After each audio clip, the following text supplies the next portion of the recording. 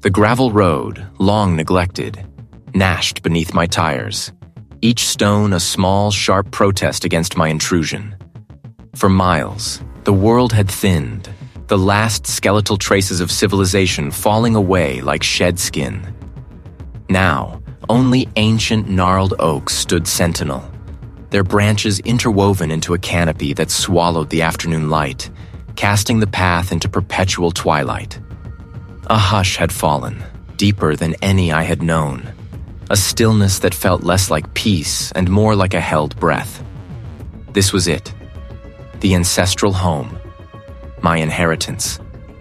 It rose from the gloom, a silhouette against the bruised sky, an edifice of forgotten grandeur. Stone walls, stained dark with the passage of decades, climbed toward a jagged roofline where chimneys stood like broken teeth. Windows, once eyes to the world, were now dark, empty sockets, reflecting nothing but the encroaching shadows. Ivy, thick as a man's arm, wrestled with the masonry, a slow green strangulation that had consumed corners and crept across the facade like a spreading blight. The air, heavy and damp, carried the scent of wet earth, decaying leaves, and something else. A subtle metallic tang that I couldn't quite place. Most would see ruin, a mausoleum of shattered dreams. But I, Dean, saw a possibility, a challenge, a canvas stretched taut for my ambition. My hands, calloused from countless hours drafting and building models, tingled with a peculiar anticipation. My career until now, a series of competent but uninspired commissions, felt like a prelude. This, I knew, was the overture. A fresh start, a blank page in a life that had begun to feel irrevocably smudged. I cut the engine, and the sudden silence was profound, a physical weight pressing against my ears. Stepping out, the ground felt soft beneath my boots, a spongy layer of moss and fallen leaves. The front door, a massive slab of oak studded with rusted iron, groaned open with a reluctant shriek that scraped along my nerves. Cobwebs, thick and pearlescent, draped from the vaulted ceilings, swaying gently with the faint breeze my entry had disturbed. I walked deeper, my footsteps echoing unnaturally on the bare flagstones. Each chamber I passed was a tableau of arrested decay. Furniture draped in white sheets like ghosts, their forms softened by years of dust. Ornate wallpaper peeling in curling strips. Fireplaces choked with the detritus of collapsed chimneys. There was a pervasive stillness, a sense of deep slumber that felt almost deliberate, as if the house itself had chosen this long, quiet sleep. Yet, beneath the veneer of neglect, I saw the bones of something magnificent, a structure yearning for breath. My mind, an architect's mind, was already at work, stripping away the decay, envisioning new lines, new light. This would be my masterpiece, my legacy. I would tear down the walls that stifled, open up the spaces, let the sun pour in. As I moved through what seemed to be a forgotten library, the scent of decaying paper and ancient leather thick in the air, a peculiar sensation washed over me. It was sudden, intrusive, a jarring dissonance in the quiet anticipation that had filled me. My surroundings blurred, and for an agonizing breath, I wasn't in the library at all. I was standing in a dim hospital hallway with no staff, machines quietly breathing. The walls were an indeterminate pale green, the floor a sickly yellow linoleum, and the air was sharp with antiseptic, an utterly alien environment to the one I occupied. It was as if a curtain had been ripped away, revealing a sliver of another profoundly unsettling reality. Then, just as quickly, the vision fractured. The scent of old paper returned. The gloom of the library reasserted itself, and the rhythmic croak of the frogs once more asserted its presence. A trick of the light, perhaps, or the lingering fatigue of the long drive. The isolation, playing tricks on my mind before I'd even properly begun. I rationalized it away, forcing a small, tight smile, It was bound to stir the imagination. I pushed the unsettling moment aside, refusing to let it derail my resolve. My hands, still tingling, yearned for the work ahead. This house, in all its imposing, alluring decay, was waiting. And I, Dean, was ready to breathe life back into its ancient stones. My ambition was a shield against the creeping unease, a promise whispered in the echoing silence. I would conquer this. I would make it mine. But I saw only the challenge, the raw potential, the future. The house would be reborn, and so would I. The ancient oak door, groaning on rusted hinges, yielded to my push, exhaling a decades-held breath of dust and decay. I stepped across the threshold, a trespasser in my own inheritance. The air inside was thick, still, tasting of forgotten wood and damp earth. A silence so profound it seemed to absorb the very light. My boots scuffed across a mosaic of fallen plaster and splintered laths, each step a small, intrusive declaration. For days, I moved through the echoing chambers like a ghost, mapping the house not with blueprints yet, but with the keen eye of an architect seeking a soul. The sheer scale of the project, the intricate neglect, thrilled a part of me, a challenge worthy of my ambition. I started in the main study, a vast, shadowed room whose walls were lined with empty, dust-choked shelves. My initial task was simple: clear the debris, assess the structural integrity, and begin to strip away the accumulated rot. I pried away warped baseboards, each nail a stubborn, shrieking protest. Beneath a peeling layer of floral wallpaper, the plaster revealed its age, crumbling in powdery flakes. Too thick for a chimney flue, too solid for a standard cavity. My architectural instincts, honed by years of studying the intricate bones of buildings, prickled. This was no ordinary wall. It was flush, almost invisible, meticulously crafted to blend with the surrounding structure. My breath hitched. A hidden compartment. The thrill of discovery warred with a nascent unease. Who would go to such lengths? And why? Tracing the edges of the panel, my fingers brushed against a small, almost imperceptible seam. There, nestled within a carved leaf motif, was a tiny rusted latch. It resisted at first, then gave way with a soft click that echoed disproportionately in the silent room. I pulled it out into the dim light filtering through the grime-streaked windows. It was a ledger, bound in what felt like dried, stiffened leather, its pages yellowed and fragile as ancient parchment. Beside it, a small, intricate carving, a symbol I didn't recognize. 3 interlocking triangles, their points sharp, almost aggressive. I carefully opened the ledger. The script was archaic, spidery, filled with a dense, florid language I struggled to decipher at first. It spoke of cycles, of offerings, of a living edifice that required constant attention. There were crude, unsettling diagrams, not of floor plans, but of abstract, organic shapes, interwoven with the same triple triangle symbol. This wasn't just a family history, it was something else entirely. As I absorbed the cryptic passages, a flicker of movement caught the edge of my vision. My heart gave a startled thump. Just fatigue, I told myself. The tricks of an old house's light. It wasn't there. I scanned the immediate area, then the entire room. My tools, usually meticulously organized, seemed to have shifted. A hammer lay where I distinctly remembered leaving a tape measure.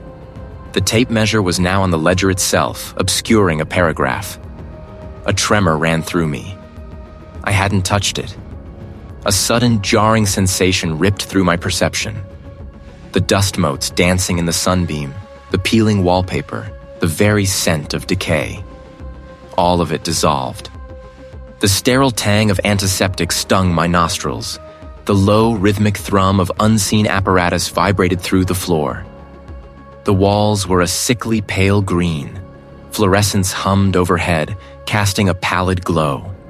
My own reflection, gaunt and wide-eyed, stared back from a polished metallic surface.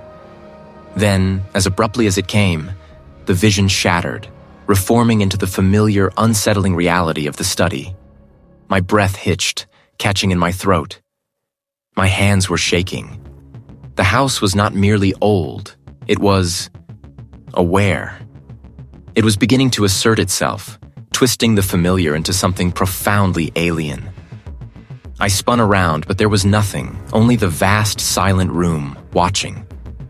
The pages of the ledger seemed to ripple, as if stirred by an unseen draft, revealing more of the spidery script, more of the bizarre, ritualistic beliefs. My fresh start was already curdling into something ancient and terrifying. Dust motes danced in the slivers of light that pierced the grimy windows, miniature galaxies swirling in the gloom. My breath, a shallow plume in the frigid air, felt like an intrusion, a foreign warmth in a place that had known only cold stillness for generations. I spent the first few days simply existing within its walls, mapping the decay, feeling the house's heavy presence. Each floorboard creaked beneath my weight, a protest or perhaps a sigh. The vast, empty room swallowed my voice, echoing it back to me, distorted and thin. I began the arduous task of clearing the ground floor, peeling back layers of grime and forgotten textiles, hoping to find some anchor, some truth in the neglect. My sleep, usually a deep plunge into oblivion, became a landscape of disquiet. I stood, unseen, in a cavernous chamber, not unlike the hidden spaces I imagined within the house. Figures, their faces obscured by deep hoods, moved with a slow, deliberate grace around a central altar, carved from obsidian that drank the faint light. I woke with a gasp, the taste of ash on my tongue, the phantom echo of that chant still vibrating behind my ears. I would be prying away a stubborn baseboard, the sharp scent of old wood filling my nostrils, when a faint, reedy music would drift from an empty upper floor. A melody like a forgotten lullaby played on an instrument of bone. I'd pause, hammer in hand, listening, but it would always fade, leaving only the profound quiet in its wake. Then came the footsteps, soft, deliberate cadences on the floorboards above, or the scuff of a boot on the landing, always just beyond my sight. I started checking, meticulously, every room, every corner, always empty, always still. The fleeting apparitions began subtly at first. My eyes, strained from the gloom and the constant vigilance, would ache. Was it exhaustion, playing cruel tricks? Or was the house truly beginning to show its other occupants?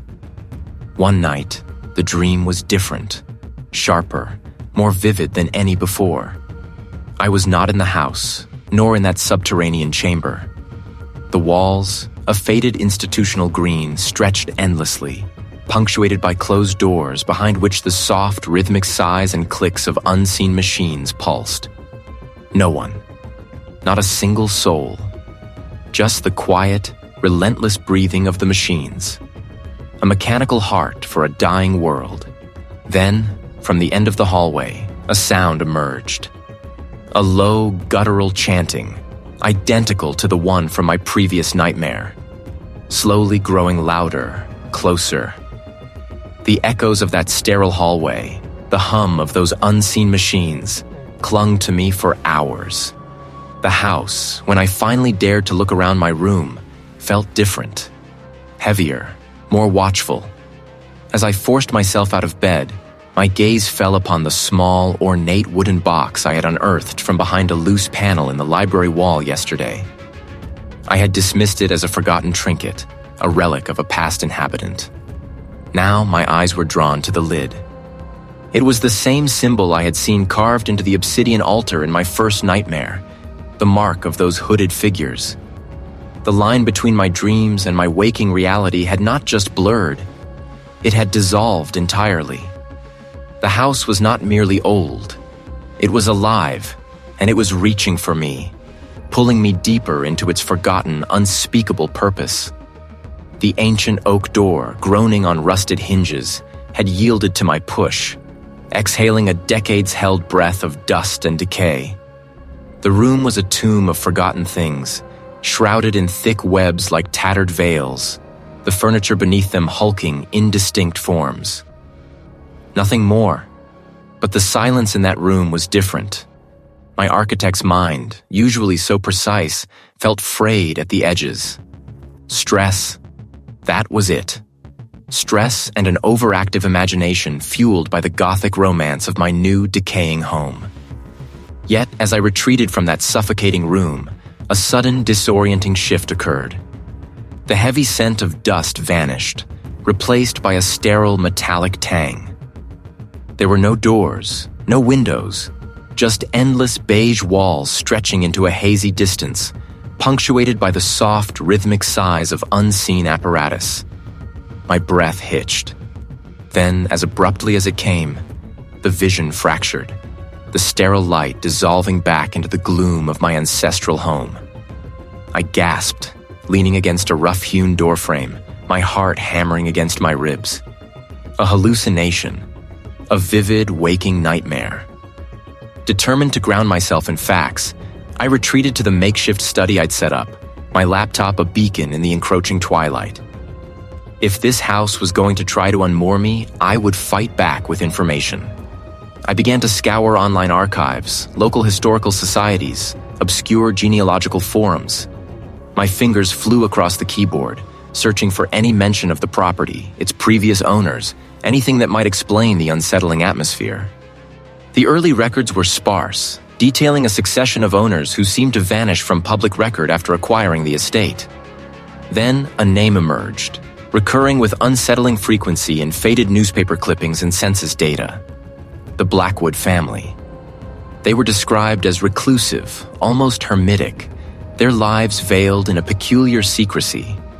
One article, yellowed and brittle, hinted at unusual gatherings and private devotions held within the estate, though it offered no specifics.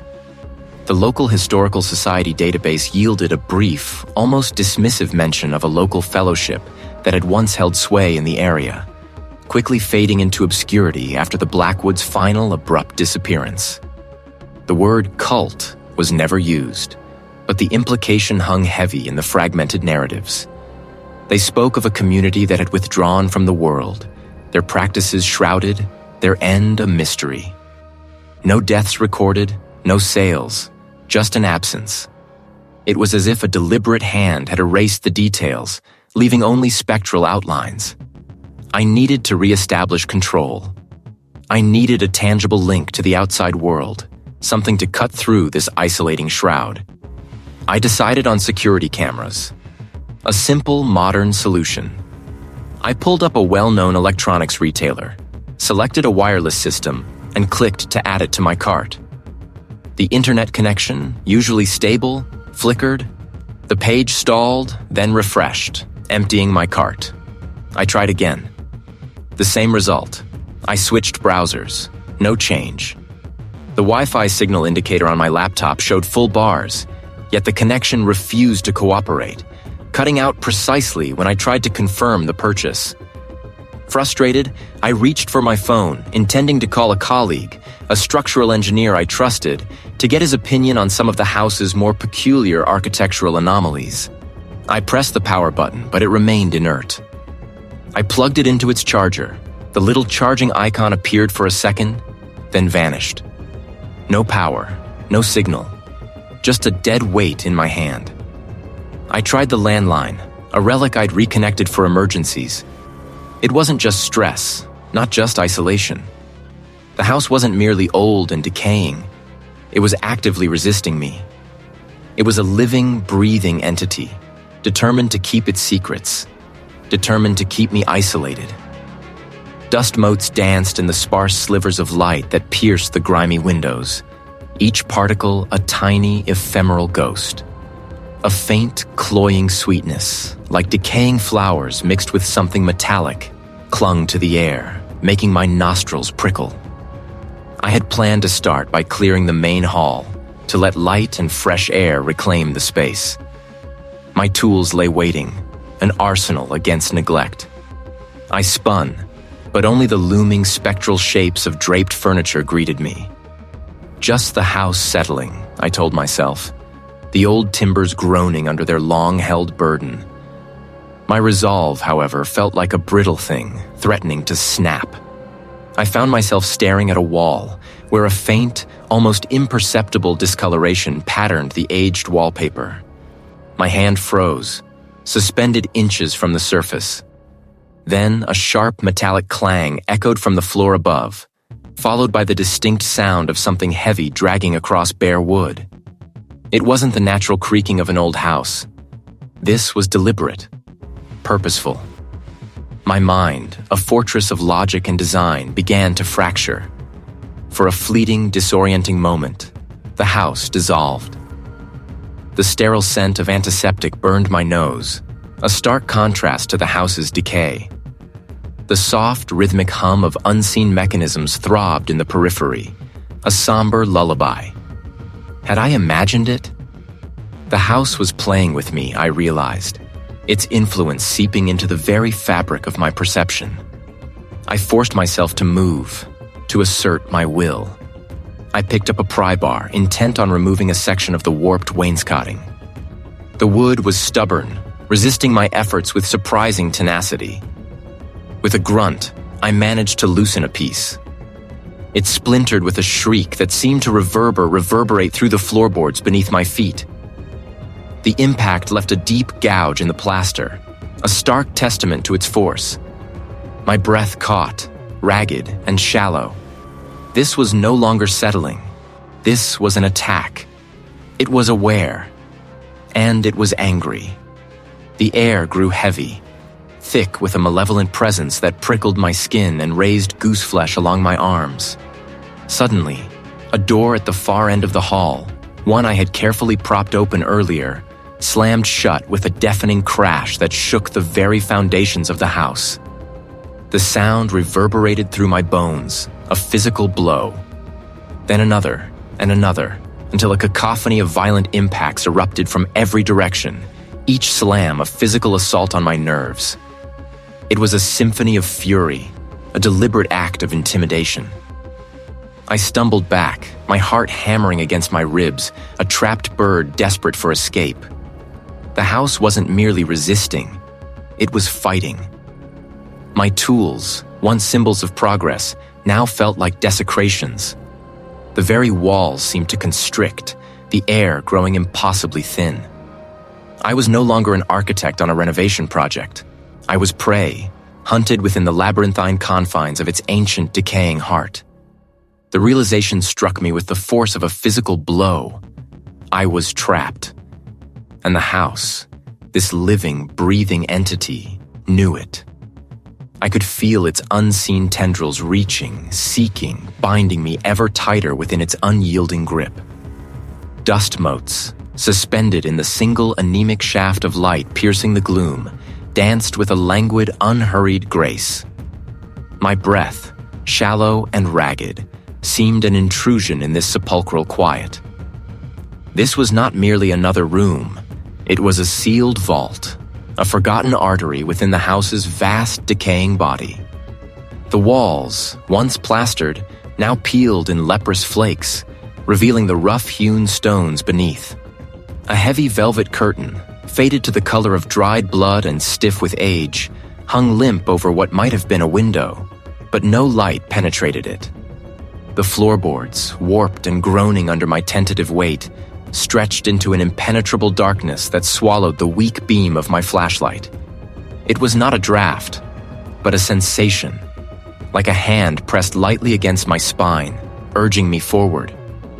It had led me to this place, to this precise moment, with an intent I could not yet grasp, but which felt increasingly undeniable. My foot nudged something soft, yielding, and I flinched back, my heart giving a violent lurch. It was only a pile of rotting fabric, perhaps a discarded cloak, disintegrating into the dust. Yet the sensation of its decay, the sheer age of it, sent a shiver down my arms.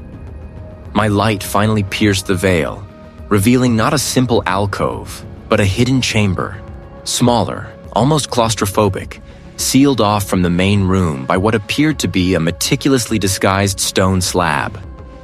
It grated on unseen runners, moving with a surprising ease that suggested it had been opened before, perhaps not so long ago. The hidden chamber was small, circular, its walls unadorned stone. This was an altar, undeniably so. Faint, rusty red smears stained its top, dried and flaked, like ancient blood. Around its base lay a scattering of objects, tarnished silver amulets, their symbols arcane and unsettling. Coils of braided human hair, brittle and gray with time. And small, desiccated forms, vaguely avian, their delicate bones visible beneath shriveled skin. These were the offerings. My gaze fell upon a collection of texts arranged neatly on a smaller accompanying stone shelf. Parchment, yellow to the color of old teeth, covered in spidery angular script that seemed to writhe even as I stared. The language was utterly foreign, yet a strange resonance vibrated within me, a faint echo of understanding. I picked up one, its pages brittle, smelling of dust and something else, something sharp and mineral. The symbols, geometric and unsettling, seemed to pulse with a low internal light, drawing my eyes across the page. This was more than just macabre history. It was a living, breathing testament to a purpose I could almost touch. The house had not merely preserved these artifacts, it had guarded them, waiting for me. A sudden, piercing hum filled my skull, not from the chamber, but from within me. A sterile, metallic scent, utterly alien to the house, stung my nostrils. I saw no one, only the silent, pulsing lights of unseen monitors, a steady, rhythmic sighing that seemed to echo the very air being drawn into my lungs. It lasted only a breath, a blink of an eye, yet it felt like an eternity suspended in sterile limbo. Then, with a gasp, the cold stone was beneath my palm again. The scent of dust and decay returned, the silence of the chamber pressing in. My head throbbed, my vision momentarily blurred, but the memory of that sterile, vacant hallway lingered, a discordant note in the house's symphony of rot.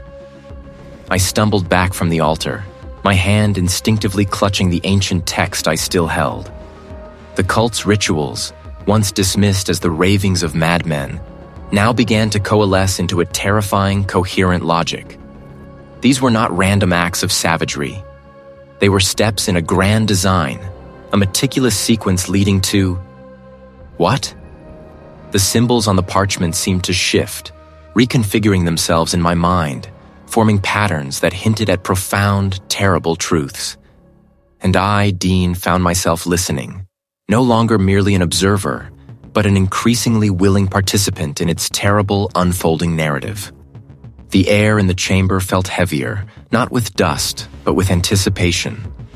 I stood, on the precipice of a deeper secret, the silence of the threshold a living thing that pulsed against my eardrums. The anemic light, a single thread of pale gold, pierced the gloom of the newly opened passage, illuminating dust motes that danced with a slow, unhurried grace. The air, thick with the scent of forgotten wood and damp earth, tasted ancient, a flavor of rot and petrified time. A shiver, not of cold, but of profound unease, traced a cold path down my spine. Stepping over the threshold felt less like entering a room, and more like sinking into a memory. An echo of something vast and terrible. The passage opened into a circular chamber, its walls not stone, but a curious petrified wood, veined with what looked like dried sinews. Recesses carved into the organic surface held an array of objects. Small, crudely fashioned idols of twisted figures, their faces contorted in silent agony or ecstatic reverence. Rusted tools of unknown purpose, ferrous patina. My breath caught, a ragged thing in my throat. Days bled into one another, marked only by the shifting angles of the anemic light that found its way through narrow slits high above. The house became my world, and this chamber, its heart, Sleep was a luxury I could no longer afford. The secrets here too potent, too demanding. My hands, once precise and steady, now trembled with a manic energy, tracing the symbols etched into the idols, feeling the strange, almost oily texture of the altar. The outside world, once a vibrant tapestry, now seemed a distant, irrelevant hum. The ringing of my phone, a persistent, tinny chirp from the forgotten pocket of my jacket, became an irritating intrusion, easily ignored. What could a colleague possibly say that mattered more than this? Than them? My beard, neglected and wild, clung to a jawline grown sharp, gaunt. Not actual voices, not yet, but a feeling, a pervasive presence that coiled around my thoughts, urging me deeper, faster. One moment, I was hunched over a faded, leather-bound tome I'd unearthed from beneath the altar, its pages brittle, filled with strange glyphs and crude, disturbing illustrations. The next, the air around me shimmered, and the petrified wood walls dissolved into a sterile white. Where was I? How had I arrived here? My heart hammered against my ribs, a frantic bird trapped in a cage. Then, as quickly as it had appeared, the illusion fractured, the white walls peeling back like old paint to reveal the sinewy wood once more. It was a warning, a trick of the mind, a desperate plea from the remnants of my sanity. But the house, it seemed, had other plans for my mind. The next day, a rapping at the front door, insistent and jarring, tore me from my feverish studies.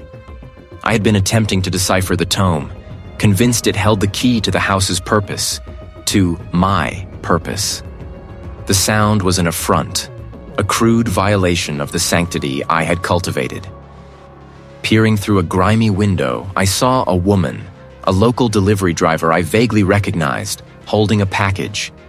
He looked concerned, him brow furrowed.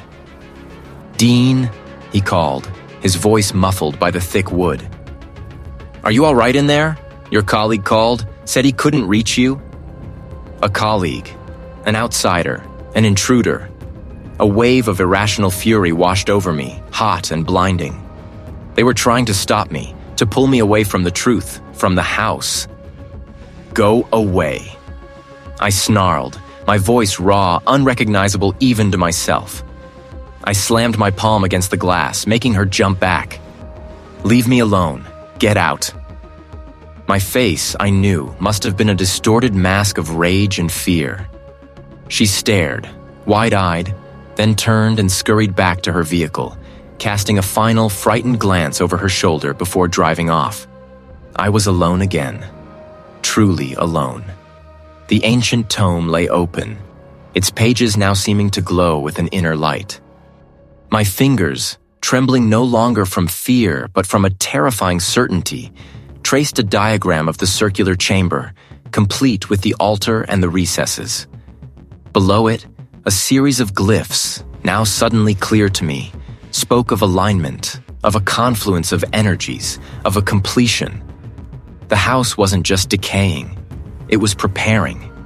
And I, Dean, its architect, its inheritor, was not merely renovating. I was to be its instrument, its final, crucial piece. My grip on the book tightened, my knuckles white. There was no escaping it. There was only the descent. The phantom echo of my own guttural roar still vibrated in the air, a raw, primal sound I barely recognized as my own. The retreating footsteps of the colleague faded, a brief intrusion dismissed, a fleeting disturbance in the profound, ancient silence of the house. A silence that now seemed to press in, thick and warm, like a blanket woven from dust and forgotten breath. My palm, still stinging from its impact with the glass, throbbed in time with a new, insistent thrumming that was not my pulse, but something deeper, resonating from the very bones of the structure around me. Then, the world warped. The air was thin, smelling faintly of antiseptic and something metallic, yet devoid of the house's pervasive scent of damp earth and ancient wood. There were no doors, no windows, only the unsettling perspective of an infinite corridor, punctuated by the ghostly outlines of apparatus that seemed to monitor nothing. This was not real. This could not be real. It was a place of waiting, of quiet termination, an antechamber to... What? A sudden violent lurch pulled me back. The sudden shift left me gasping, my mind reeling, struggling to reconcile the two realities. My eyes fell upon the arrangement I had, unknowingly, begun. On the central, rough-hewn table, the artifacts I had unearthed lay scattered. The tarnished silver disc, its surface etched with symbols that felt both alien and intimately known. The bundle of dried, brittle herbs, their faint, acrid perfume now distinct in the heavy air. The smooth, river-worn stones I had found tucked beneath the floorboards, now forming a crude circle around the disc. I had been doing this, not consciously, not with intent, but compelled, guided by an unseen hand, a whisper in the deepest chamber of my mind. It wasn't just the house breathing now, it was watching. And it was pleased. They had sought to birth it, to manifest it. And I, Dean, the ambitious architect, had been drawn here, not by chance, but by an intricate, patient design, to be the final hand, the unwitting midwife, the unwitting father. Visions, sharp and vivid, seared through my thoughts. They were not praying for a god to descend. They were constructing a vessel, a gateway, a body. And the house, my house, was the heart of it all, its very structure groaning under the weight of this ancient, terrible aspiration. The symbols on the disc, once baffling, now held a terrifying, rudimentary meaning.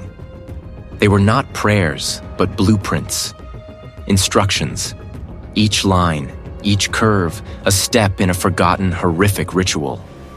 My work. A low, resonant thrum began to emanate from the very floor beneath my feet, a vibration that started deep within the earth and climbed through the stone, through my bones, into my skull. It was the house, awakening. Or perhaps something within the house. The compulsion was not violent, but insidious, like a tide drawing me out to sea, an inevitability. I understood now. The house had chosen me, not to repair it, but to complete it, to finish what the cult had started. The summoning had not merely begun, it was upon me, and I, Dean, was no longer merely an architect. I was an instrument. I had felt it, understood it, embraced it. Then, the world tilted, not with a shudder of ancient timbers, but with a sickening lurch of perception. The gritty floor beneath my boots dissolved. The scent of mildew and decaying wood evaporated. The walls were a pale, sickly green. The linoleum floor a dull gray that reflected the distant, flickering overhead lights. The rhythmic shh, thump of unseen apparatus pulsed, a mechanical heartbeat in the unnerving quiet. Where was the house? My mind reeled, trying to grasp the sudden, impossible shift. This place felt alien, yet strangely familiar, like a half-forgotten dream. A figure emerged from the hazy end of the corridor, moving with a hesitant urgency. It was a researcher, a woman I vaguely remembered from a brief, dismissive encounter months ago, when I'd first claimed the house. Her eyes, wide and bloodshot, fixed on me with an intensity that pierced through the lingering fog in my mind. I thought I was too late. She gripped a thick, leather-bound journal to her chest, its pages brittle with age. The house. It's not what you think. It's not a home. A tremor ran through me, not of fear, but of a defiant irritation. It's mine, I heard myself say, the words feeling foreign and flat in this sterile space. I'm restoring it, bringing it back to life. He shook his head slowly, a profound sorrow in his gaze. No, Dean, it's bringing itself back to life. Through you. She took a tentative step closer, her voice dropping to a conspiratorial hush. I've been tracking this lineage, this property, for years. The cult. They didn't just worship an entity. They built a cage for it. The house isn't a structure, it's a prison. Or it was meant to be. My skin prickled. A complex living lock. But it's old, Dean, and decaying. The entity, it's ancient, malevolent. It thrives on despair, on solitude, on the slow erosion of sanity. It's been manipulating generations, subtly, patiently, waiting for the right moment. They were the entity's insidious tendrils, weaving themselves into the fabric of my mind. The renovation, she continued, her voice urgent. It's not for a home, it's for the ritual. Each stone, each timber you've replaced, each hidden chamber you've uncovered. You've been dismantling the prison, Dean. You've been preparing the gateway. The full horror of her words washed over me, a tidal wave of ice. The house, my sanctuary, my grand project, was a trap.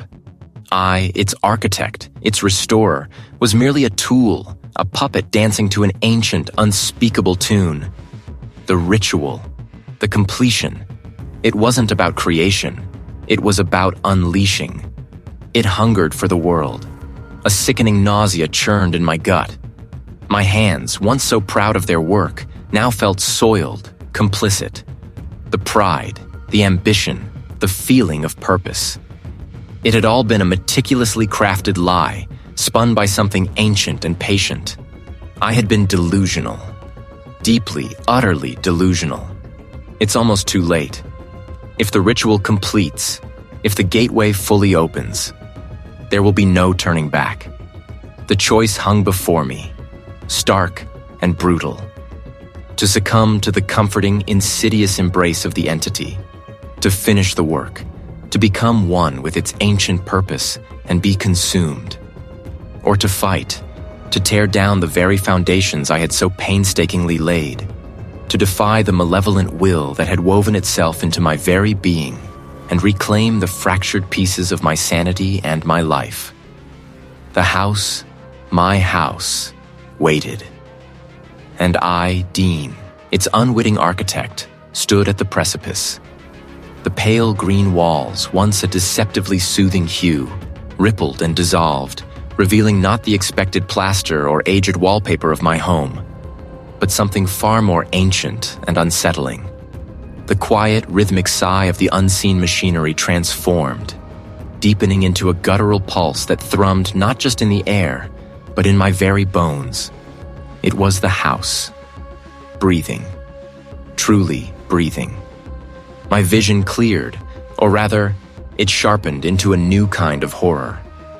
I stood not in a sterile corridor, but in the heart of the deepest forgotten cellar, a space I had only glimpsed in feverish dreams. Phosphorescent growths, like pale, sickly fungi, clung to the ceiling, casting an eerie, shifting luminescence that made the shadows dance with malevolent life.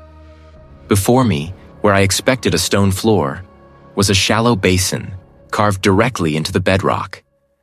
It was filled with a dark, viscous fluid that reflected the fungal light, not like water, but like polished obsidian.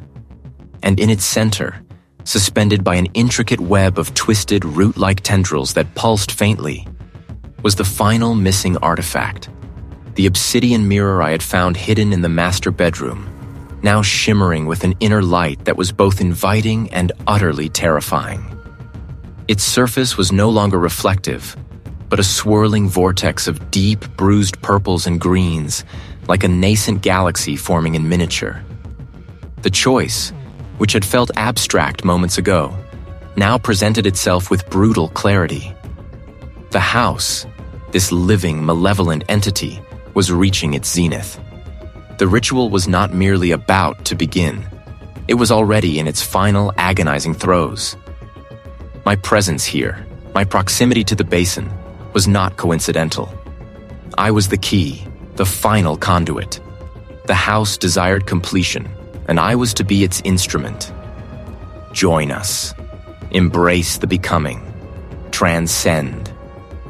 It was the house's voice, a chorus of forgotten echoes, promising power, promising an end to the gnawing fear, an end to the crushing weight of its influence. The air grew heavy, the sweet scent intensifying, making my head spin. I could feel the pull, a magnetic force drawing me towards the basin, towards the mirror. My body, exhausted and weakened by weeks of psychological torment, felt sluggish, yet it yearned to obey, to find the path of least resistance. It was a terrifying seduction, the promise of peace after relentless war. But then, a flicker. A memory of sunlight on a blueprint, the smell of fresh sawdust, the quiet satisfaction of a line drawn true. My own ambition, twisted and corrupted, had led me here. But it was also a stubborn core of self that refused to yield completely. This wasn't a fresh start, it was an annihilation. I stumbled back, the rough stones scraping against my heel. The house responded with a low, frustrated rumble that shook the very foundations, dislodging dust and pebbles from the ceiling. No, I would not be its puppet. My gaze darted around the cavernous space. What could disrupt this? The tendrils holding the mirror were thick, sinewy, impossibly strong. The fluid in the basin seemed to boil with a silent inner heat. The house was a single, vast, hungry organism, and I was caught in its maw. Then I saw it. Tucked away in a shallow recess of the stone wall, half obscured by a particularly virulent patch of fungus, was a small, ornate iron box. It was the one I'd found beneath the hearth, the one with the strange, interlocking symbols. I had dismissed it as another relic, another piece of the cult's forgotten history. But now, in the throbbing, unnatural light, I saw that the symbols on its surface mirrored, in a distorted, inverted way, the patterns etched into the tendrils that held the obsidian mirror. It was a long shot, a desperate gamble. But it was something. With a surge of adrenaline I hadn't known I possessed, I lunged towards the recess. The house roared, a sound that was less noise and more a tearing of reality. The floor bucked beneath my feet. Stone fragments rained down. My fingers scrabbled at the iron box. The fungus covering it felt slimy, resistant. With a grunt, I tore it free, my nails tearing on the rough stone. The box felt strangely inert, dead, in my hands. A counterpoint to the vibrant, malevolent life of the house. I looked at the box, its ancient iron dull, defiant. This was it. The final, desperate confrontation. I had no plan, only a gut instinct, a desperate hope that this forgotten relic held the key to severing the house's insidious hold. I would not complete the ritual. I would shatter it, even if it meant shattering myself in the process. The pale green walls, once a deceptively soothing hue, rippled and dissolved, revealing not the expected plaster or aged wallpaper of my home, but something far more ancient and My eyes struggled to adjust, not to darkness, but to a light that was not light at all. A bioluminescent glow emanating from the very fabric of the vast cavernous space. It pulsed, a slow, deep throb that resonated not in my ears, but in the marrow of my bones. The air was thick, heavy with the scent of damp earth, metallic tang, and something else. Something cloyingly sweet and profoundly organic, like blooming nightshade mixed with stale blood. I was no longer standing on linoleum, but on a surface that yielded slightly beneath my weight, a spongy, porous ground that seemed to breathe with the rhythm of the room. My hand, when I instinctively reached out, brushed against a wall that was neither stone nor wood, but a cold, slick membrane, traversed by thick, ropey veins that glowed with that same internal light. They pulsed too, a slow, deliberate beat, mirroring the thrum I felt within myself. The illusion had vanished, leaving me adrift in the true heart of the house, a place I had unknowingly sought, meticulously restored, and ultimately delivered to its purpose. This was no hidden chamber, no secret crypt. This was the house itself, laid bare, a living, monstrous organ. A low, sustained groan echoed through the cavern, not from any discernible mouth, but from the very air, from the shifting, glistening surfaces around me. It was a sound of profound age, of awakening, of satiation. My breath hitched, a ragged, painful gasp in my chest. My limbs felt heavy, weighted with an exhaustion that went beyond mere physical exertion, a weariness that seeped into my very soul. I remembered the surge, the overwhelming current that had coursed through me, the final terrible moment where the seals had broken, the barriers dissolved. My hands, my very essence, had been the conduit. I had been the architect of its rebirth. My gaze drifted to the center of the chamber, where the floor dipped into a shallow basin. It was filled with a liquid that shimmered with the same internal light, thick and viscous, reflecting the strange, twisted forms that rose from its depths. They were not statues or carvings, but formations of what looked like petrified sinew and bone, reaching upwards like skeletal fingers grasping at the unseen ceiling. This was the entity. Not unleashed upon the world. No, that would be too simple, too direct. It was here. It was the house. And I, Dean, had been its unwitting, then unwilling, then finally, its utterly helpless instrument. I felt a subtle shift within my own body, a resonance with the pulsing veins of the chamber. My thoughts, once my own, now seemed to brush against something vast and ancient, a silent, resonant hum at the back of my mind. The renovation, the artifacts, the hidden chambers, the twisting reality. It had all been a meticulous, deliberate process. The house hadn't merely preyed on my sanity.